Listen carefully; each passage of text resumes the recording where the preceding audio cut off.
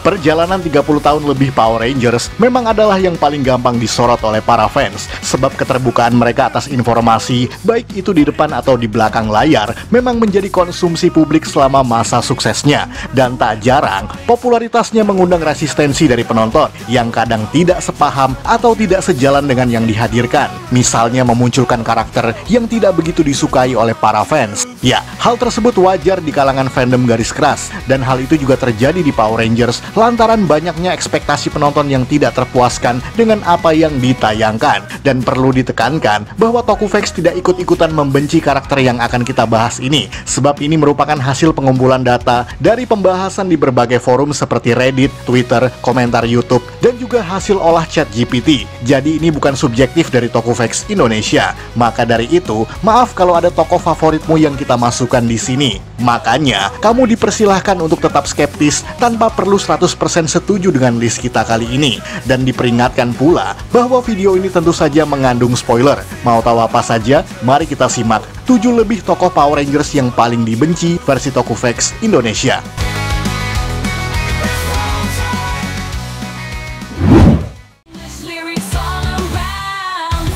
Justin Stewart, Power Rangers Turbo, dan ini agak mengejutkan bagi kalangan fans di Indonesia. Bahkan jujur saja, Tokufax Indonesia sebenarnya sangat menyukai tokoh Ranger biru yang berikut ini. Karena di Indonesia, Justin Stewart adalah representasi tokoh anak-anak yang bisa berubah menjadi Power Rangers. Dan itu adalah impian semua anak-anak toh, tapi tidak dengan yang ada di Amerika. Kenapa? Sebab meskipun Justin adalah tokoh anak jenius yang berhasil masuk SMA dengan nilai sempurna, hal itu tidak dianggap sebagai ide yang bagus di mata para penonton pada kala itu. Karena anak-anak yang bisa berubah menjadi Rangers justru dianggap sangat aneh lantaran penonton saat itu sudah terbiasa dengan tokoh Rangers yang berusia remaja. Maka ide untuk menghadirkan anak di bawah umur yang berubah menjadi berfisik dewasa ketika berada dalam tubuh Rangersnya membuat penonton mempertanyakan, ya kenapa nggak pakai orang dewasa atau remaja saja sekalian? Pendapat itu cenderung mengabaikan betapa pentingnya tokoh ini dan bagaimana kerennya akting dari sang aktor dalam menghidupkan karakter Justin tersebut. Sekali lagi, ini hanyalah perspektif dari para penonton di Amerika saja, lantaran memang mereka belum siap dengan kenyataan bahwa ada tokoh anak kecil di antara tim Rangers dewasa. Dan itu bukan salah Power Rangers, karena di Super Sentai sebelumnya sudah ada Ko atau Kiba Ranger dan juga Riki atau King Ranger dengan konsep serupa. Namun kedua tokoh tersebut tidak menghasilkan resistensi ataupun protes dari kalangan fans. Jadi dalam kasusnya Justin, ia hanya berada pada era dan juga negara yang salah.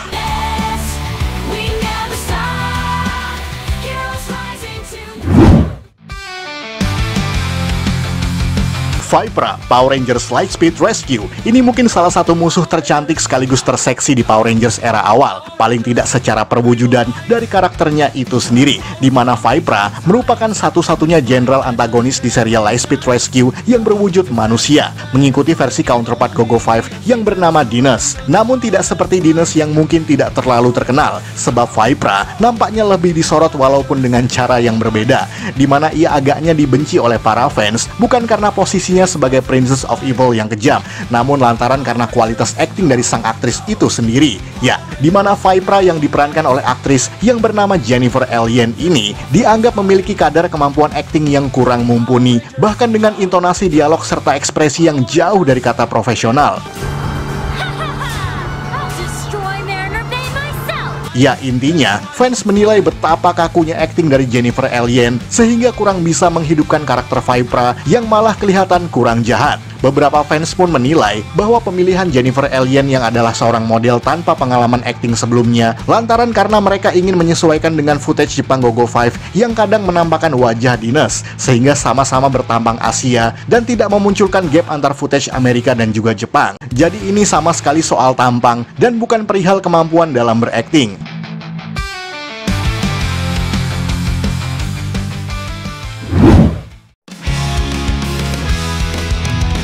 Dexlo, Power Rangers Operation Overdrive. Dan bicara soal acting, mungkin ini satu-satunya Power Rangers yang berprofesi sebagai seorang aktor, paling tidak di dalam serialnya saja, walaupun ia tetap dimainkan oleh seorang aktor. Ya, di mana Dexlo merupakan Blue Ranger yang ada di serial Operation Overdrive, di mana ia merupakan seorang stuntman Hollywood sebelum tergabung dengan tim Rangersnya. Ia juga merupakan karakter komedik yang juga suka melontarkan jokes, sama seperti beberapa tokoh Ranger lain pada era Disney sebelum dirinya. Namun kenapa hal tersebut justru mengundang banyak haters? Lantaran banyak sekali dialog atau jokes yang ditempatkan pada momen yang kurang tepat, seperti adegan yang berikut ini. Hey, if Mac doesn't come back, can I have the Sonic Streaker?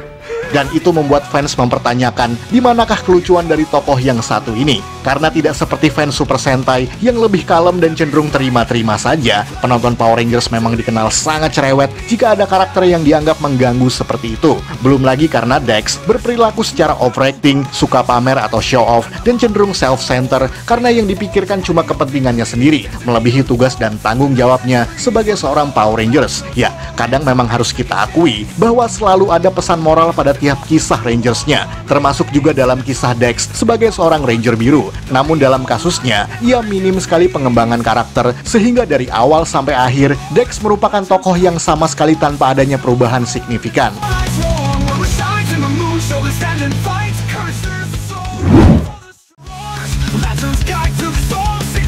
Mentor G, Power Rangers Samurai, dan juga Super Samurai. Ingat episode soal Power Rangers yang paling kontroversial beberapa waktu yang lalu, di mana tokoh ini termasuk di dalam pembahasan kita di sana. Sebab di Power Rangers Samurai yang merupakan 90% merupakan copycats dari Samurai Sentai Shinkenger, memunculkan banyak sekali gap budaya yang kurang sesuai jika ditranslate ke kebudayaan Amerika. Dan salah satunya adalah bagaimana Mentor G berperilaku dalam karakter itu sendiri. Sebab selain karena ia tidak punya nama asli selain Mentor G, tokoh ini juga sangat kaku dan nampaknya gila hormat. Setidaknya itulah cara pandang para fans mengenai bagaimana Mentor G terlihat dalam serialnya. Dan yang paling parah, karena seperti yang kita bahas dalam beberapa episode lalu, bahwa ia pernah dengan sengaja menyita atau lebih tepatnya merampas morpher milik Antonio atau Gold Ranger, lantaran ia menganggap bahwa Antonio sama sekali tidak layak menjadi samurai, padahal itu adalah morpher buatan sang Gold Ranger sendiri. Ditambah lagi, Mentor G dianggap sangat munafik lantaran ia selalu berbicara soal pembuktian di medan pertempuran, padahal ia juga tidak pernah membuktikan apapun dalam pertempuran nyata. Nice guy.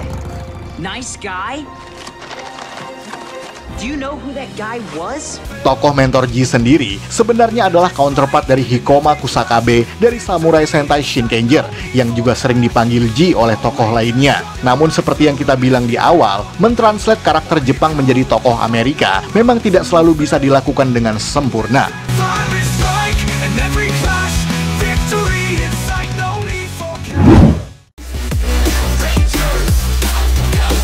Spike, School of Witch, Power Ranger Samurai, dan juga Super Samurai. Jika kamu penonton era awal, kamu pasti tahu persis dengan dua komedi bernama Bulk dan Skull, di mana ia konsisten ada semenjak Mighty Morphin hingga Power Rangers in Space, dan juga sedikit muncul di Power Rangers Lost Galaxy. Dan setelah Power Rangers diakuisisi lagi oleh Saban, tepatnya pada tahun 2010, maka dimunculkan lagi tokoh Bulkmeyer dengan tetap diperankan oleh aktor yang sama, sebagai kiat nostalgia yang dilakukan oleh Saban. Namun alih-alih bersama dengan Skull, kini ia justru disandingkan dengan tokoh baru yang bernama Spike. Diceritakan bahwa Spike merupakan putra dari School of Witch yang posisinya kini adalah duo komedi bersama Paman Bulk. Namun mereplikasi tokoh lama dan ditayangkan pada era yang sudah berubah, nampaknya tidak selalu bisa berhasil mengundang gelak tawa penonton. Sebab alih-alih membuat penonton tertawa dengan aksi mereka berdua, tokoh ini justru dibenci lantaran terlalu overacting, lebay, dan tidak ada kontribusi nyata pada pengembangan seriesnya.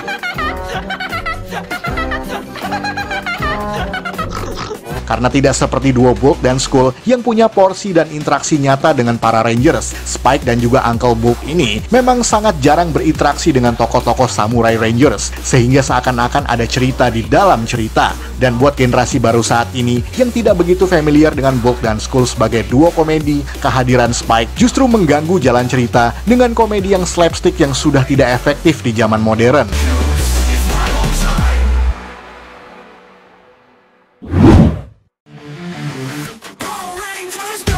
Troy Burrows, Power Rangers Megaforce, dan juga Super Megaforce. Mungkin ini sama kasusnya seperti Jennifer Alien yang ada pada segmen Vipra tadi, sebab kali ini terjadi hal yang sama bahkan di posisi sebagai Red Ranger yang sudah pasti adalah sentral dalam ceritanya, di mana Troy merupakan pemuda pendiam, penyendiri, dan juga ahli dalam bela diri. Tokoh ini sebenarnya merupakan replikasi dari tokoh Jason Lee Scott dari Mighty Morphin Power Rangers sebagai bagian dari anniversary ke-20 Power Rangers pada saat itu. Namun yang menjadi konsentrasi penonton lantaran akting sang aktor yang kurang bisa menghidupkan tokoh Red Ranger ini, di mana Andrew Gray merupakan seorang supermodel yang belum punya pengalaman mumpuni dalam dunia akting sebelumnya, sehingga sebagai Troy, ia cenderung menampilkan kualitas akting yang kaku, minim ekspresi, dan juga tanpa pengembangan karakter apapun. Namun memang harus kita akui, karakter Troy merupakan tokoh yang kaku dan juga pendiam, tapi mohon bedakan antara karakter kaku dan juga akting yang kaku.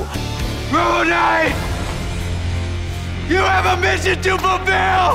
Setidaknya itulah yang dinilai oleh penonton selama ini. Dan lebih parahnya lagi, ada beberapa karakteristik yang saling bertolak belakang dengan yang seharusnya, di mana Troy yang digambarkan penyendiri itu justru lebih sering bersama dengan anggota lainnya, dengan momen me time yang sangat terbatas untuk menunjukkan sikap penyendirinya itu. Dan yang kedua, ia selalu berkata tentang teamwork atau kerjasama tim, serta membuat perencanaan yang matang. Akan tetapi, justru ia lebih sering beraksi sendirian tanpa berpikir panjang. Nah loh.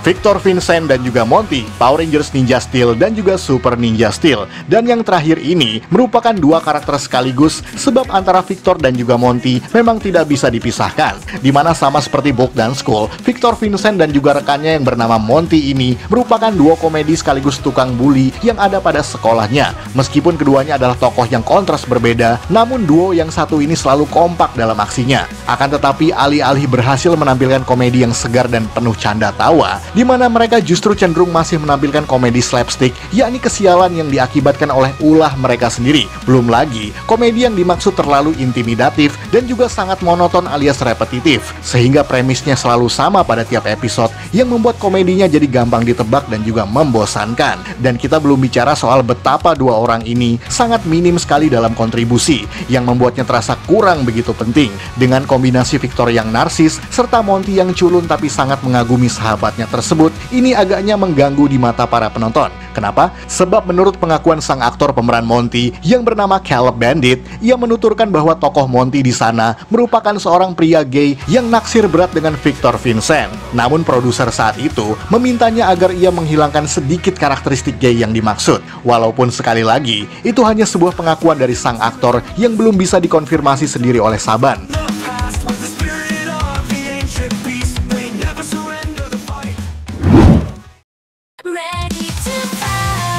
Sekian dari Tokufex Indonesia.